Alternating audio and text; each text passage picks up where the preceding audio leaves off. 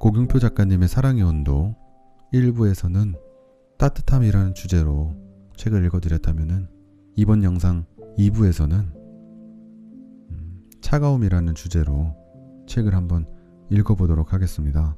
그럼 바로 책 읽어보도록 할게요. 관계가 끝났다고 사랑까지 끝난 건 아니잖아. 사람들이 나한테 그래. 헤어졌으면 이제 빨리 잊으래. 다 끝났는데 뭐하러 혼자 아파하냐고. 그래, 맞아. 헤어졌는데 혼자 감정을 갖고 있다 한들 무슨 의미가 있겠어. 그런데 헤어졌어도 여전히 남은 좋았던 추억들이 있는 거잖아. 그러니 어떻게 쉽게 잊겠어. 물론 헤어졌으면 끝난 건 맞아. 하지만 끝난 건 단지 서로의 관계일 뿐이잖아. 내 사랑까지 끝난 건 아니잖아.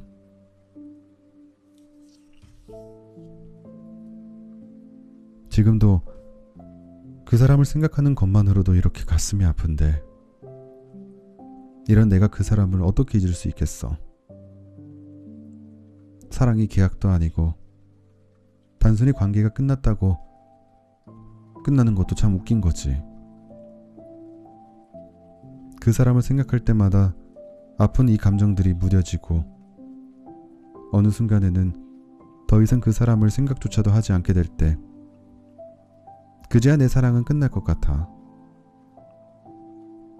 이렇게 나를 아프게 한 그 사람이 밉냐고? 아니, 그건 좋아함의 정도에 따라 느껴지는 게 다른 것 같아. 비록 아프긴 하지만 그냥 좋은 추억을 준 것에 고마워. 그래서 헤어지고도 그립냐고? 그리워서 뭐 어쩌겠냐고? 그래, 맞아. 뭐 어쩌진 못해. 근데 내가 그 사람에게 다시 비참한 마음으로 연락하겠다는 것도 아니고 그냥 그리우면 혼자 그리워해도 되는 거잖아. 내가 다시 사귀고 싶다는 것도 아니고 나도 지금의 내 상황을 잘 알고 있잖아. 이제 다시는 그 사람 곁으로 돌아갈 수 없다는 걸 알고 혼자 잘 견디고 있잖아. 사실 단순히 헤어진 그 사람에 대한 그리움보다는 그냥 누군가를 사랑했고 누군가에게 사랑받던 그 시절의 내가 그리워. 시간이 지났으면 좀 잊으라고? 시간이 지났다고 잊는 건 기억이지. 좋았던 추억을 어떻게 잊을 수 있겠어. 아직도 생각하는 것만으로도 이렇게 가슴이 아픈데 이런 내가 어떻게 잊을 수 있겠어. 아무리 시간이 지나도 추억은 그저 묻어질 뿐이라. 이렇게 가끔 든 그 사람 생각에 그리워하며 가슴이 아릴 정도로 단순히 무뎌졌을 뿐이라고. 그래서 나는 못 잊어. 그럴 자신도 없고 결국은 잃고 나서야 알겠더라. 나는 아직 그 사람을 잊을 자신이 없다는 걸.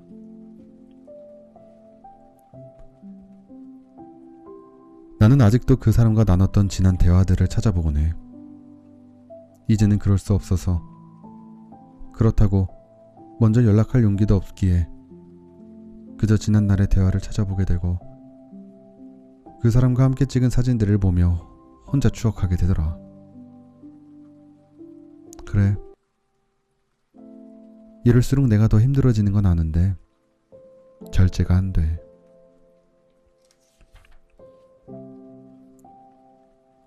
오히려 이제는 잊으려고 노력해야 되는데 이렇게 계속 추억하게 되더라고.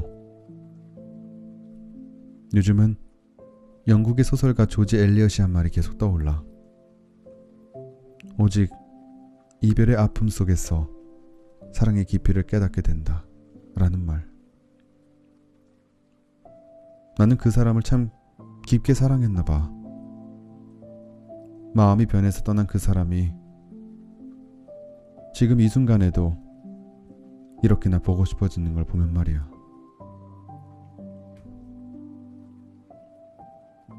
우리는 너무 어렸었나 봐. 우리가 왜 헤어졌더라? 그래. 지금 생각해보니 별 이유 아니었던 것 같아.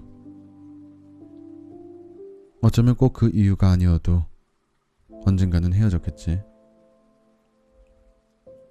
우리는 서로 사랑해서 만나던 게 아니라 단지 사귀는 사이라는 이유 하나로 이어가는 만남이었으니까. 단지 헤어질 이유가 없어서 지속되는 관계였으니까. 그 어떤 이유라도 우리가 이별하기에는 충분했을 거야. 어른들이 그러더라고. 오래 연애를 하다 보면 서로의 좋은 추억을 갖고 그것에 기대어 사랑을 유지하는 거라고. 근데 우리는 너무 어렸었나 봐. 단지 좋았던 추억만으로도 사랑을 붙잡기에는 너무 지쳐버렸으니까. 우리가 만약 조금 더 어른이 되어 만났었다면 우리는 그 말을 이해하고 관계를 더 유지할 수 있었을까? 우리는 그 말을 이해하기에는 너무 어렸던 것 같아. 우리에게 좋은 추억이란 그저 지나간 시간들일 뿐이었으니까.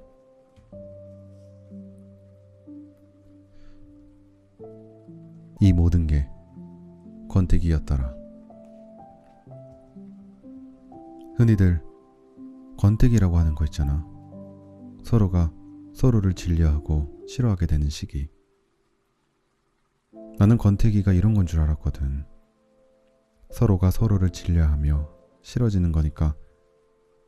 솔직히 나는 권태기가 와도 서로 알아차리고 대화도 더 많이 하며 잘 극복할 수 있을 거라 생각했어. 근데 아니더라. 물론 처음처럼 매일은 아니었지만 그래도 일주일에 2-3번씩은 꾸준히 서로 시간을 내며 만났어. 하지만 만나서 서로의 하루를 물으며 대화를 하던 우리였는데 어느 순간부터는 만나도 각자의 휴대폰만을 보며 SNS를 통해 서로 다른 사람의 하루를 들여다보고 있더라. 우리는 비록 꾸준한 만남을 유지해왔지만 이렇게 같은 장소에서 서로 다른 시간을 보냈던 거야.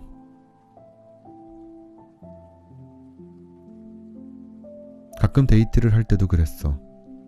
같이 영화도 보고 밥도 먹고 카페도 가고 처음과 같다고 생각을 했어. 근데 지금 생각해보니 아니었더라. 작년 겨울 기억나? 솔직히 각자의 호주머니에 2손 꼭 넣고 걷는 게 더 따뜻하지만 굳이 서로 손을 꺼내서 꼭 잡고 걸었었잖아.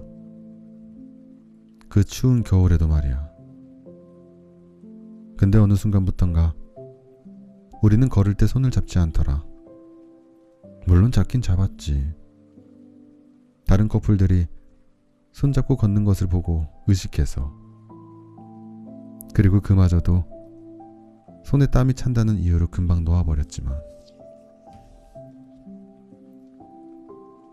연락 문제에서도 그래. 우리는 서로와의 연락을 소홀히 하진 않았어. 그런데 분명히 변한 건 있었어. 단순히 연락의 내용을 말하는 게 아니라 그 연락을 할 때의 마음이 처음에는 나 지금 밥 먹었어요. 여보는 밥 먹었어? 하며 연락했잖아. 근데 이제는 나 지금 밥 먹어. 이게 끝이더라. 우리에게 연락은 관심의 표현이 아니라 이제는 단지 서로의 의무가 된 거야. 딱 거기까지였던 거야. 다른 커플들 보면 서로 안 맞는 게 있으면 가끔은 다투기도 하잖아. 생각해보면 우리도 연애 초반에는 참 많이 다퉜어. 근데 어느 순간부턴가 서로 안 맞는 게 있어도 다투기보다는 그냥 서로 이해하며 넘어가게 되더라. 다투지도 않고 나는 이게 좋은 건 줄 알았거든. 근데 지금 생각해보니 우리는 서로를 이해했던 것이 아니라 그냥 서로에게 무관심했던 것 같아. 서로 다투면서 맞춰가는 것보다는 그냥 서로 이해하며 넘기는 것이 편하다고 생각했으니까. 사실 헤어지기 며칠 전 친구한테 카페에서 연애 상담을 받은 적이 있거든. 근데 친구가 나한테 너희 권태기 아니야? 라고 말하는 거야. 당연히 아니라고 했어. 우리는 처음처럼 꾸준히 만나고 있었고 데이트도 했고 연락에 문제도 없었으니까. 근데 친구가 그래서 지금 애인이 보고 싶어? 라고 묻더라. 당연히 사귀는 사이니까 응 이라고 했지. 근데 친구가 말하더라. 너 처음 연애할 때는 내가 만나자고 해도 네가 시간 없다고 해서 잘 못 봤었어. 근데 오늘도 그렇고 요즘 다 네가 나한테 먼저 만나자고 연락해서 만나는 거야. 무슨 뜻인지 알겠어? 라고 말이야. 순간 많은 생각이 들었어. 그래. 지금 생각해보니 나는 너를 보고 싶냐는 질문에 대한 대답도 정말 네가 보고 싶어서가 아니라 단지 사귀는 관계라는 것이 이유였었어. 일주일에 두세 번의 만남도 주기적인 데이트도 지속적인 연락도 우리는 서로 사랑해서가 아니라 사귀는 사이라는 관계에서 나온 의무감이었던 거야. 우리는 단지 헤어질 이유가 없어서 지속하던 연애를 사랑이 아닌 그저 사귀는 관계라는 이유 하나로 지속해온 거야. 우리에게 권태기가 온 줄도 모르고 말이지.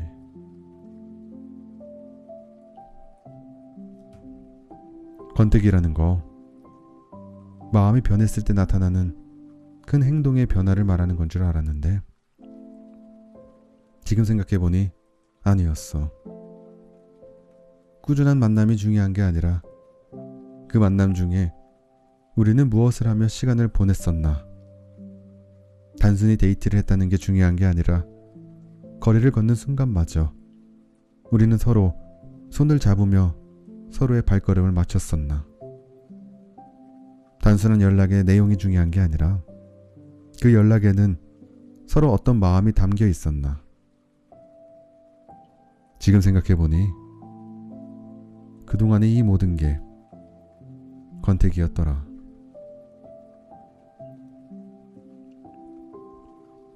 반복되는 기다림. 연애를 하면서 언제부턴가 나는 기다리는 것에 익숙한 사람이 되었다.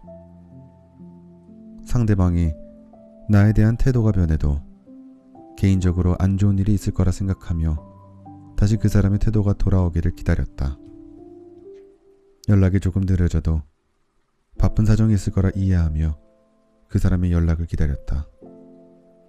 물론 처음에는 다소 서운한 감정도 있었지만 다른 사람들도 다 이렇게 연애를 할 거라 생각하며 기다렸다.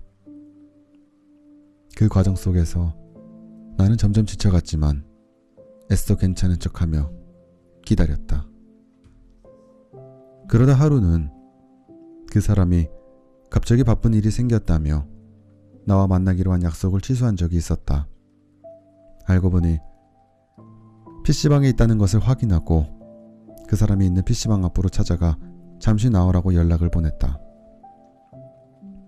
오늘은 꼭 할 말을 해야겠다고 굳게 다짐을 했었다. 근데 막상 만나니 아무 말도 안 나오더라.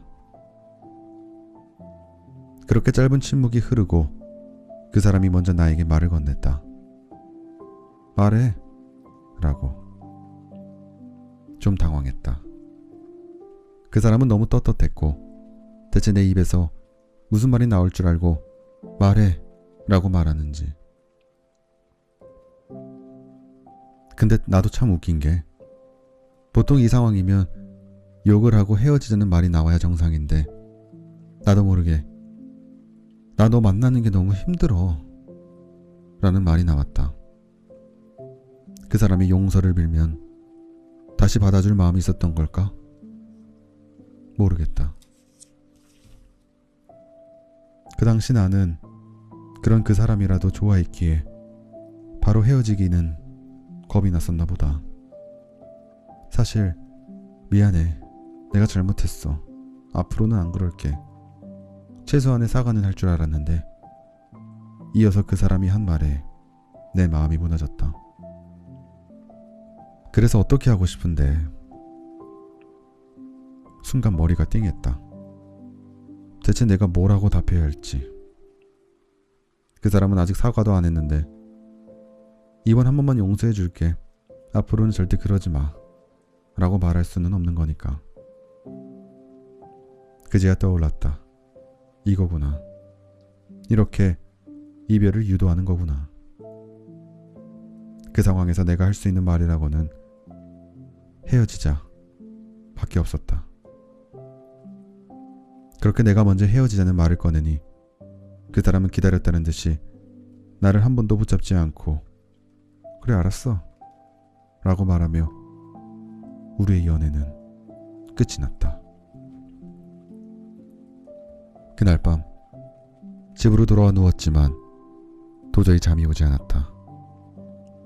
헤어지기는 했지만 그 사람은 정말 나쁜 사람이었지만 그래도 지난날 그 사람이 잘 해줬던 모습들도 떠오르고 온갖 마음이 복잡하고 눈물이 났다.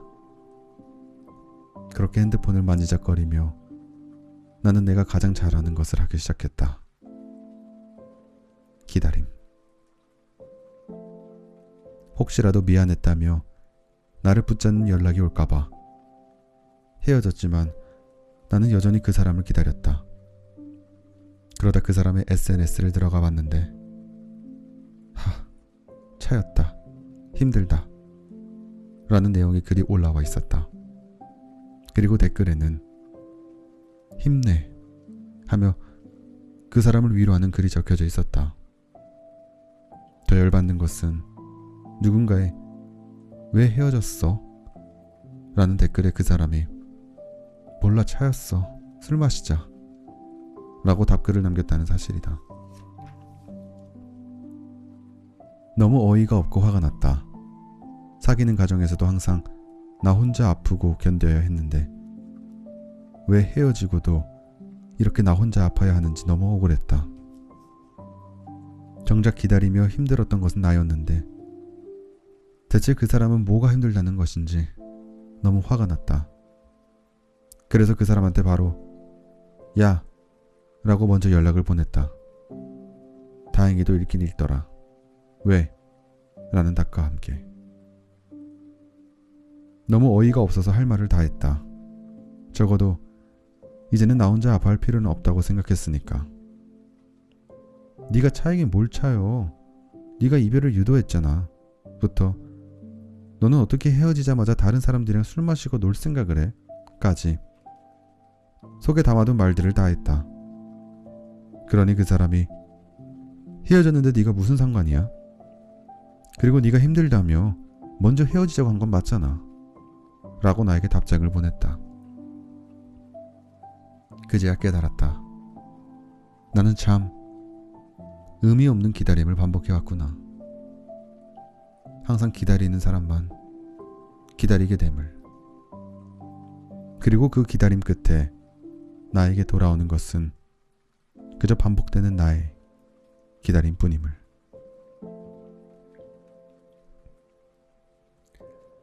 미안한 마음에 헤어지자 말하지 못하겠다면. 며칠 전 아는 동생이 고민 상담을 해달라고 연락을 해왔다. 형, 저 여자친구한테 더는 마음도 없고 헤어지는 게 맞을 것 같은데 어떻게 해야 돼요? 너무 뻔한 이야기여서 짧게 답장을 보냈다. 네가 말했잖아. 그게 안 맞으면 헤어져야지. 뭘 고민해? 그러자 동생이 말했다. 근데 너무 미안해요. 받은 게 너무 많은데 저는 해준 게 얼마 없어서 미안해서 헤어지자고 못하겠어요. 동생이 너무 어렸던 게 문제였을까? 아니면 그 사람에 대한 마음가짐이 문제였을까? 뭐가 되었든 지금의 상황 자체가 문제라고 생각되어 이번에는 길게 답장을 해줬다. 착한 척 하지 마. 상대방은 여전히 너를 사랑하고 잘해주는데 맞춰가며 노력할 생각이 아니라 네가 마음이 변했다고 헤어질 생각을 한다는 것 자체가 이미 넌 나쁜 놈이야. 해준 게 얼마 없어서 미안하다고? 그럼 사귀면 더 해줄 수 있을 것 같아? 아니, 걔를 사랑할 때도 다 못해준 것을 이미 사랑이 식은 상황에서 해줄 수 있을 거라 생각해? 최소한 걔한테 미안하고 사랑했던 마음이 진심이었다면 헤어지더라도 예의는 지켜.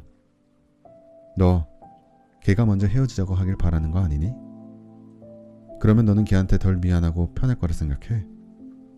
걔가 먼저 헤어지자는 그 말을 꺼내기까지 혼자 힘들어할 건 생각 안 해?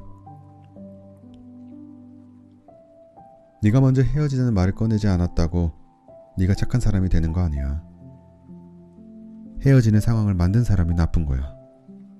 착한 척 하지 마. 좋은 이별을 꿈꾸지도 마. 단순히 한 사람의 마음이 변해서 끝나는 사랑은 결코 좋게 끝날 수 없어. 지금은 조금이라도 덜 나쁘게 끝내는 게 최선이야. 물론 먼저 헤어지자고 말을 꺼낼 용기가 안 나겠지. 너도 사람이니 최소한의 죄책감은 있을 테니까. 근데 그럴 용기도 없으면 고백을 하지 말았어야지. 아니, 한결같을 자신이 없으면 사랑조차도 하지 말았어야지. 마음이 떠난 너조차 헤어지자고 말을 쉽게 못 꺼내는데 그런 어려운 것을 걔한테 떠넘기지 마. 여러분, 우리 비겁한 찌질이는 되지 맙시다.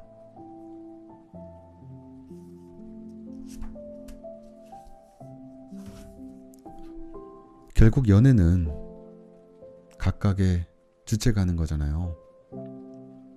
제가 여러분들께 읽어드리지는 않았지만 이 책의 마지막 챕터의 주제는 나입니다. 항상 누구를 사랑하더라도 너 자신을 먼저 사랑하며 너 자신을 잃지 마 라고 작가님은 말합니다. 나 자신을 먼저 사랑할 줄 알아야 나아가 당연히 누군가도 사랑할 수 있겠죠. 연애에 있어서 가장 중요한 것은 나를 잃지 않고 상대방을 사랑하는 것입니다. 너무 명확하고 정말 많이 들어본 말이지만 그게 또 가장 어려운 거잖아요.